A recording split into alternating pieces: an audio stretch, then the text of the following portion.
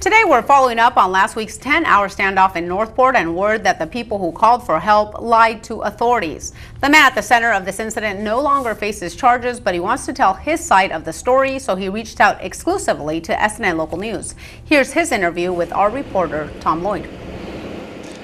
Lena, 23-year-old Daniel Naylor wants to clear the air about the incident of last Friday involving law enforcement, a 10-hour standoff, and an alleged armed robbery.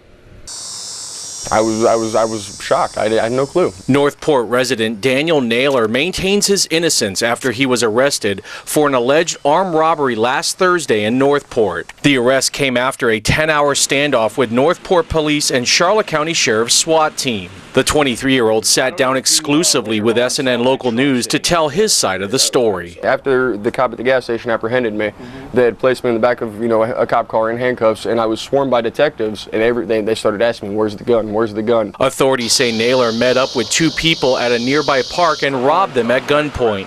But Naylor says that never happened. There was never going to a park. Okay. I had met up with a gentleman, actually at the Little Saver Market. We had exchanged numbers.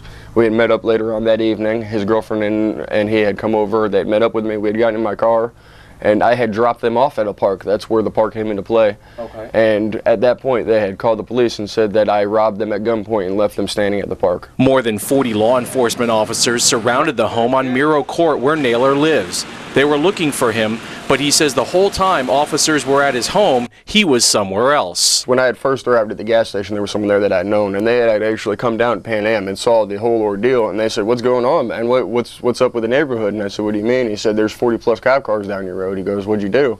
Making a joke, and I said, I have no clue, man, and that was it. It was the first I heard of it. Authorities eventually dropped the charges against Naylor because they found out the two people who claimed that they were robbed lied to law enforcement. But for Naylor, the damage is done. He's now trying to salvage what's left in a home that is non-livable after law enforcement shot 27 canisters of tear gas into the home. You can't make it into the lanai or the entryway because the tear gas is still so potent that your face, it ignites. Your eyes water, your cheeks turn red. I mean, you can't go anywhere. What are you going to do? Start over from the ground up. I've got nothing to do.